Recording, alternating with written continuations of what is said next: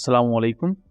Welcome to एमरात। दोस्तों, कुछ अहम टॉपिक्स को लेकर डिस्कस करने जा रहे हैं। पहला बात करेंगे कि दुबई एयर शो के दौरान पाकिस्तान एयरफोर्स की दूसरी एयरफोर्स के ऑफिशियल्स के साथ कुछ अहम मीटिंग्स हुई हैं, जिनमें फ्यूचर एवेन्यूज को लेकर बात की गई है और हमें पाकिस्तान एयरफोर्स के मुख्तलिफ सिस्टम्स दूसरी एयरफोर्सेज में भी सर्विस में नजर आ सकते हैं। इसके साथ साथ रिसेंट जो कंट्रोवर्सी शुरू हुई है तेजस एयरक्राफ्ट के ऑयल लीक को लेकर, उसमें इंडिया और पाकिस्तान में जो डिफेंस कम्युनिटीज हैं उनमें काफी ज्यादा बहस हो रही है और इसे एक इन्वायरमेंटल कंट्रोल सिस्टम का नाम दिया जा रहा है। तो इसको डिटेल से डिस्कस करेंगे क्योंकि हमने ऑलरेडी इस पर कॉन्फ्लिक्ट कार्ड रात पर वीडियो बनाई हुई है, लिंक उसका मैं डिस्क्रिप्शन में दे दूंगा। एंड थर्ड, हम बात करेंगे कि इंडिया के ऑनगोइंग चाणक्य डायलॉग के दौरान नूर खान एयरबेस पर जो ब्राह्मोस मिसाइल हिट हुआ था उसकी एक नई फुटेज रिलीज की गई है, जिसे ऑफिशियल सतह पर रिलीज किया गया और उसे हम सबूतों के साथ डिबंक करेंगे। पहले अगर हम बात कर लें तो दुबई एयर शो में पाकिस्तान की तरफ से GF-17 थंडर, सुपर मुशाक और पाकिस्तान एरोनॉटिकल कॉम्प्लेक्स और गिड्स के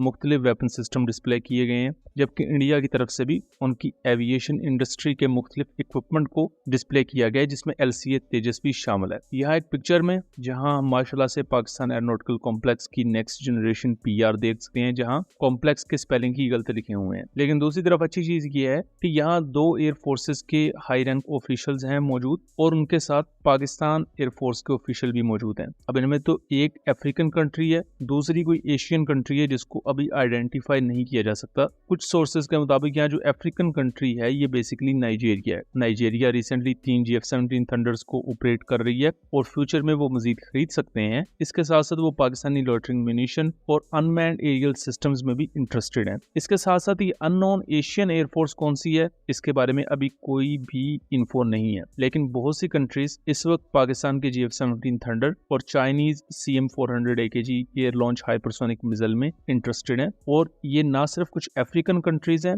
बल्कि इवन एशियन और गल्फ कंट्रीज, जिन्हें हम अरब कंट्रीज भी कह देते हैं। तो यहाँ काफी ज्यादा पॉसिबिलिटी है कि पाकिस्तान एरोनॉटिकल कॉम्प्लेक्स और इसके साथ साथ चाइनीज मिलिट्री कॉम्प्लेक्स के लिए भी डिफेंस एक्सपोर्ट्स ऑर्डर आएंगे। दूसरा हम बात कर लेते हैं कि हमने सेकंड जनरल कॉन्फ्लिक्ट कार्ड रात पर रिसेंटली वीडियो बनाई थी, जिसमें हमने वीडियोस दिखाई, सबूतों के साथ बताया कि किस तरह इंडिया का LCA तेजस एयरक्राफ्ट जो दुबई एयर शो पर गया हुआ है और स्टैटिक डिस्प्ले के लिए वहां प्रेजेंट किया गया, ना तो उसके साथ कोई वेपन सिस्टम प्रेजेंट किए गए, जिसकी वजह से वो एक ब्लंडर समझा जा रहा है कि इतने बड़े इंटरनेशनल प्लेटफॉर्म पर आपका फाइटर जेट डिस्प्ले किया जा रहा है, लेकिन उसके साथ कोई भी वेपन सिस्टम डिस्प्ले नहीं किया गया। यही वजह है कि मल्टीपल जो इंटरनेशनल रिपोर्ट्स हैं उनकी सुर्खियों से तेजस आपको गायब ही नजर आएगा और वहां कोई LCA तेजस का ज्यादा तज़किरा भी नहीं है।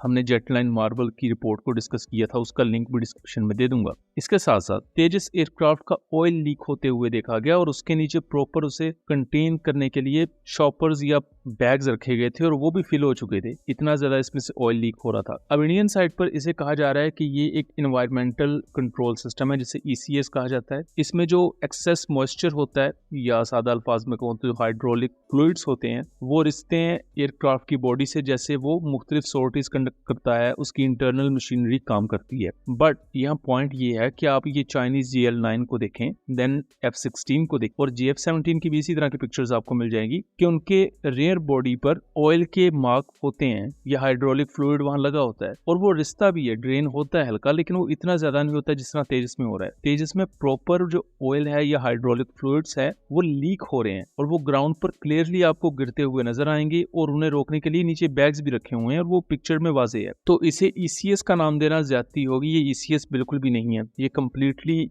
पुअर बिल्डअप क्वालिटी का इंतहाई खूबसूरत नमूना है जो कि हिंदुस्तान एरोनॉटिकल लिमिटेड की तरफ से पेश किया गया। और इस ऑयल लीक को देखते हुए अब वाकई ये समझ आती है कि क्यों इंडियन एयरफोर्स इसको पसंद नहीं करती और रिसेंटली क्यों इंडियन एयरफोर्स चीफ भी ना सिर्फ इसकी परफॉर्मेंस से खुश नहीं थे बल्कि वो इस बात पर भी गुस्सा थे कि एक तो ये ऑपरेशनल रिक्वायरमेंट्स के मुताबिक भी नहीं है और दूसरा कि अगर इसे इंडक्ट भी किया जाए तो इसकी डिलीवरीज ही टाइम पर नहीं होती। तो यहाँ एक अहम चीज थी ECS को लेकर जो क्लैरिफाई करना जरूरी था, बिकॉज बहुत से इंडियन दोस्त इसे ECS कॉन्टेक्स्ट में कवर करने की कोशिश कर रहे हैं। अब हम एक और अहम टॉपिक पर आ जाते हैं कि इंडियन मिलिट्री के अंडर इस वक्त चाणक्य डायलॉग्स ऑनगोइंग है। ये बेसिकली स्ट्रेटेजिक डायलॉग होते हैं जिसमें रिटायर्ड आर्मी ऑफिसर्स, दूसरी मिलिट्री ब्रांचेस से ऑफिसर, हाजिर सर्विस ऑफिसर्स, वो एक फोरम पर आते हैं। करंट जियो स्ट्रेटेजिक मामला पर बात की जाती है, फ्यूचर स्ट्रेटेजीज को लेकर बात की जाती है, ऑनगोइंग जो आपके थ्रेट्स हैं, फ्यूचर थ्रेट्स हैं, उन पर बात की जाती है। जैसे पाकिस्तान में मार्गला डायलॉग्स होते हैं और दूसरे इस तरह के मामला भी। यहाँ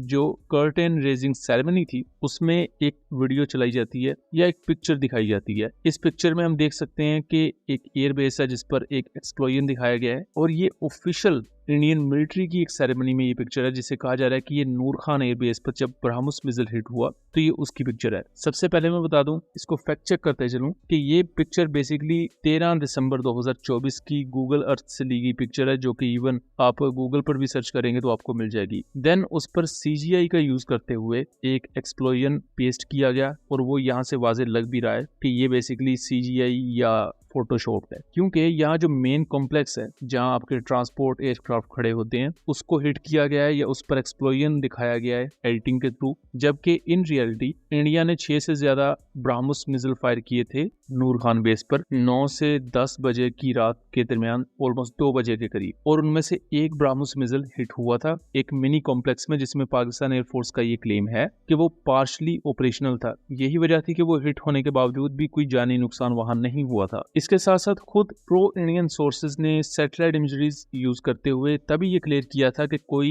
एयरबेस पर मौजूद एयरक्राफ्ट भी डैमेज नहीं हुआ उस पूरी मिसाइल स्ट्राइक में। हालांकि इंडिया का जो मेन ऑब्जेक्टिव था वो 1 से 2 C-130s को डिस्ट्रॉय करना था, और ये खुद इंडियन सोर्सेज को भी आपको दिखा रहा हूँ। अब प्रैक्टिकल बेसिस में 100% इंटरसेप्शन पॉसिबल नहीं है। इंडिया ने टोटल 50 मिसाइल्स फायर किए थे, उनमें से 6 से 8 मिसाइल्स पाकिस्तान की कुछ एयर बेसिस पर आके लगे, यानी कि मैक्सिमम एक मिसाइल पाकिस्तान के मुख्तलिफ बेसिस पर लगा था, और उस पर डिटेल वीडियो हमने बनाई हुई है। उसके बारे में जो मैनिपुलेटेड सैटेलाइट इमेजरीज भी रिलीज की गई इंडिया की तरफ से, हमने उनको भी सबूतों के साथ डिबंक किया हुआ है। उस वीडियो का लिंक डिस्क्रिप्शन में दे दूंगा। लेकिन यहाँ जो पिक्चर दिखाई जा रही है ये कम्प्लीटली मिसलीडिंग है, और ये एक एडिटेड पिक्चर है जो कि ऑफिशियल इंडियन मिलिट्री की एक सेरेमनी में दिखाई जा रही है, और इससे आपको अंदाजा लग जाएगा कि इंडियन मिलिट्री अपनी सेरेमनी में इंटरनेशनल जर्नलिस्ट को क्यों नहीं बुलाती, बिकॉज वो इन चीजों को हजम नहीं करेंगे, वो इन चीजों पर क्वेश्चंस रेज करेंगे और उसका इंडियन मिलिट्री जवाब नहीं दे पाएगी। इसीलिए इंडियन मीडिया को ही ऐसी सेरेमनीज में ज्यादा प्रेफर किया जाता है। सो दोस्तों, ये था एक एनालिसिस। उम्मीद करता हूँ चीजें क्लियर रही होंगी।